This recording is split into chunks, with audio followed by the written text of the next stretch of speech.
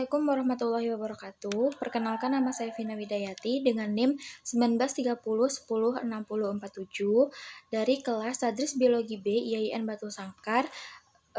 Saya akan menjelaskan materi tentang ekologi hewan, yaitu tentang hewan dan lingkungannya serta faktor-faktor pembatas. Yang pertama yaitu permodelan dalam ekologi hewan. Permodelan ekologi disusun dalam menghadapi berbagai kondisi alam atau lingkungan yang terus-menerus berubah atau dinamis. Dalam hal ini, manusia dituntut untuk dapat membuat penjelasan terhadap fenomena-fenomena alam untuk memperoleh manfaat bagi kepentingan kehidupannya maupun meramalkan kejadian yang mungkin akan terjadi di masa depan untuk menghindari efek buruknya bagi kehidupan manusia itu ataupun lingkungan. Untuk memenuhi tuntutan tersebut diperlukan acuan dan peramalan yang lebih baik dan tepat. Hasil studi tersebut dibuat dalam bentuk permodelan ekologi. Penyusunannya didukung oleh hasil-hasil penelitian ekologi yang memberikan informasi kuantitatif dan pengolahan data banyak dibantu oleh teknik-teknik komputer. Model ekologi biasanya pada dasarnya adalah formulasi matematik sebagai bentuk penerjemahan fenomena ekologi yang sebenarnya dan telah disederhanakan. Jumlah variabel dalam suatu model lebih rendah dari yang sebenarnya, karena yang ditampilkan hanya faktor-faktor dan proses kuncinya saja, yaitu paling penting serta paling menentukan. Informasi ini didapatkan dari hasil sejumlah penelitian kuantitatif yang bersifat deskriptif maupun eksperimental lapangan, yaitu di laboratorium maupun di lapangan secara langsung. Permodelan ekologi pada dasarnya adalah suatu formulasi matematik sebagai bentuk penerjemahan fenomena ekologi yang sebenarnya dan telah disempurnakan. Untuk yang kedua yaitu perkembangan dan pemilihan bidang ekologi, aspek-aspek terapan ekologi hewan. Ekologi hewan biasanya memerlukan pemahaman mengenai aspek-aspek biologi lainnya yang juga menyangkut matematika dan statistika. Sebenarnya konsep asas ataupun generalisasi dalam ekologi hewan telah banyak memberikan nilai-nilai terapan yang cukup mendalam di kehidupan manusia, baik di sehari-hari maupun yang tidak sehari-hari, terutama dalam bidang pertanian, perkebunan, peternakan, perikanan, kesehatan, pengolahan, maupun konservasi satwa liar. Penerapan ekologi makin penting dengan semakin diperlukannya upaya-upaya manusia dalam memelihara ketersediaan sumber daya serta kualitas lingkungan hidup yang berkesinambungan. Dalam bidang pertanian, perkebunan, dan peternakan, konsep kisaran toleransi dan faktor pembatas serta dalam masalah pengendalian populasi hama dan penyakit atau biological control. Dengan konsep ekologi hewan juga telah melandasi penggunaan berbagai spesies hewan tertentu sebagai spesies indikator yang menunjukkan terjadinya perubahan kondisi lingkungan. Sudah tercemar atau belum? Contohnya seperti adanya platyhelminthes. Hewan kecil itu menjadi sebuah indikator sebagai pertanda air bersih.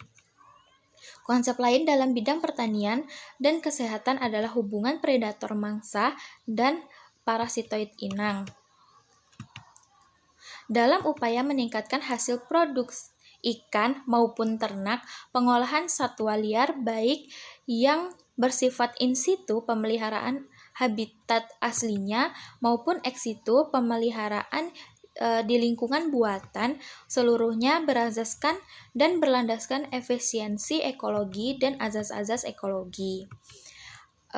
Contoh aspek-aspek terapan ekologi hewan adalah yang pertama pada bidang pertanian dan kesehatan. Konsep mengenai hubungan predator mangsa dan parasitoid inang, pengendalian populasi hama, penyakit, penyakit, maupun faktor penyebab penyakit pada manusia ataupun pada hewan-hewan atau pada tanaman budidaya yang akan dipelajari dan akan dicari obatnya. Selanjutnya yaitu peternakan. Mendeteksi penyakit pada hewan, misalnya virus flu burung, virus babi, dan virus-virus lainnya yang bisa menyebabkan tertular juga kepada manusia. Dengan adanya ekologi, semua itu dapat dicegah. Lalu perikanan, mendeteksi penyakit dan hama ikan serta lain-lainnya. Konservasi satwa liar, seperti yang dijelaskan tadi, ada yang ex situ dan ada yang in situ. Selanjutnya yang ketiga yaitu konsep dan faktor-faktor pembatas. Pertumbuhan organisme yang baik dapat tercapai bila faktor lingkungan yang mempengaruhi pertumbuhan berimbang dan menguntungkan. Bila salah satu faktor lingkungan tidak seimbang dengan faktor lingkungan yang lain, faktor ini dapat menekan atau kadang-kadang menghentikan pertumbuhan organisme yang lain. Faktor lingkungan yang paling tidak optimum akan menentukan tingkat produktivitas organisme. Prinsip-prinsip ini disebut dengan prinsip faktor pembatas. Justus von Liebig mempelajari pengaruh macam-macam faktor terhadap pertumbuhan organisme atau tanaman. Liebig menemukan bahwa pertumbuhan tanaman akan terbatas karena terbatasnya unsur hara yang diperlukan dalam jumlah kecil dan ketersediaan di alam semakin sedikit. Hubungannya dengan ekologi hewan, apabila tumbuhan sudah sedikit, maka hewan akan kesulitan untuk mencari makan dan tanah akan menjadi kering, maka hewan-hewan juga akan kesulitan untuk mencari air. Kehadiran dan keberhasilan suatu organisme atau golongan organisme tergantung pada keadaan kompleks dan keadaan. Proses lingkungan holokeonotik menyampaikan yang pertama yaitu keadaan yang manapun yang mendekati atau melampaui batas toleransi dinamakan sebagai membatasi atau faktor pembatas. Bila mana suatu faktor pembatas dapat dibatasi, maka akan timbul faktor pembatas lain. Yang kedua, bila mana salah satu faktor lingkungan diubah, perubahan ini akan mempengaruhi atau merubah komponen-komponen lain.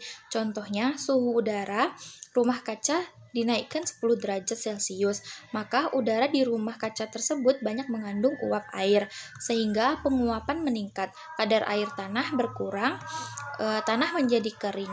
Yang keempat, lingkungan merupakan kumpulan macam-macam faktor lingkungan yang saling berinteraksi. Jika satu faktor diubah, hampir semua faktor lainnya ikut berubah. Yang kelima, hubungan antara komunitas makhluk hidup dengan lingkungannya bersifat holokeonotik. Artinya, tidak ada dinding pemisah antara faktor-faktor lingkungan dengan organisme di dalam ekosistem suatu keseluruhan. Sulit untuk memisahkan satu faktor organisme di alam tanpa mengganggu komponen ekosistem lain. Selanjutnya, yang keempat yaitu hukum minimum Liebig toleransi Silford.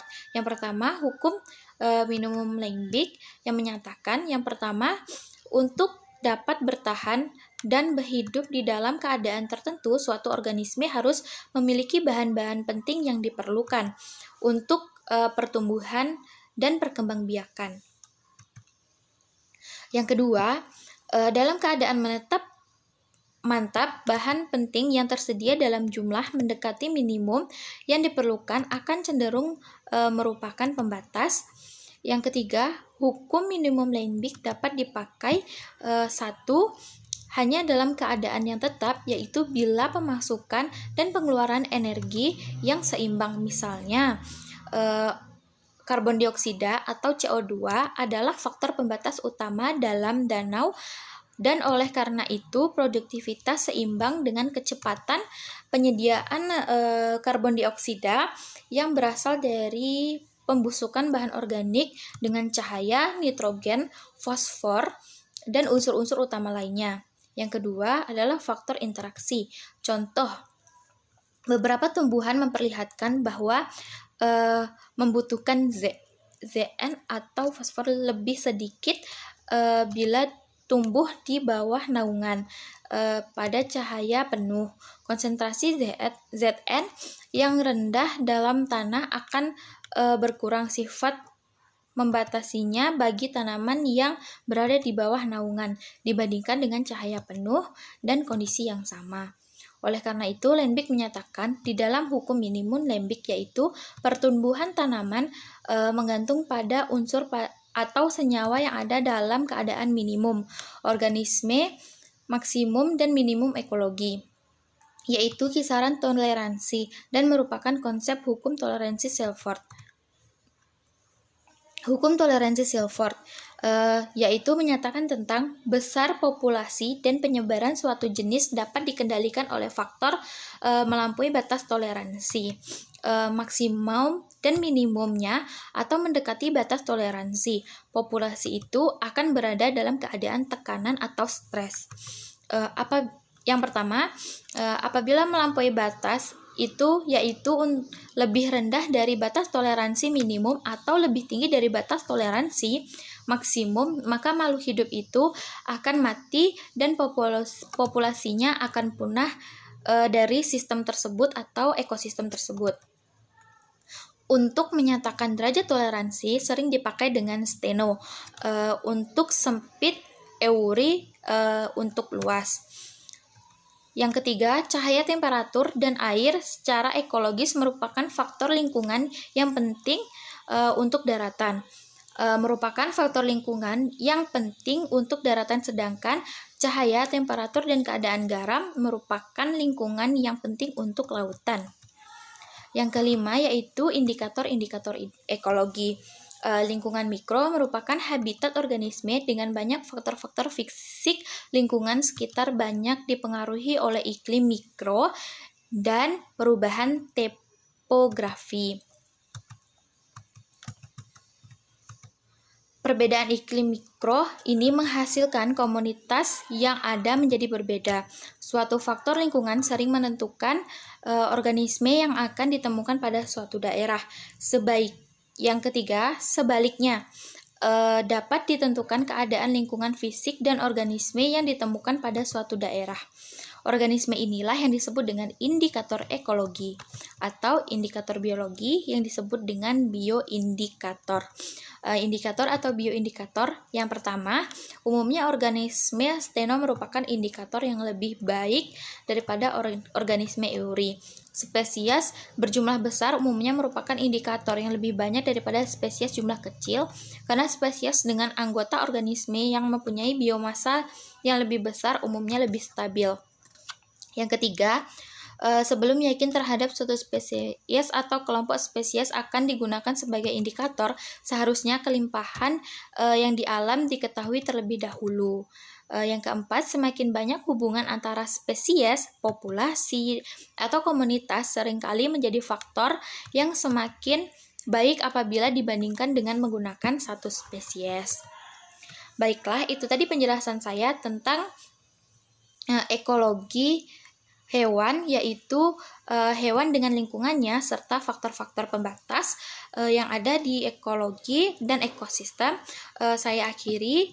Apabila ada kesalahan, saya mohon maaf yang sebesar-besarnya. Saya akhiri. Assalamualaikum warahmatullahi wabarakatuh.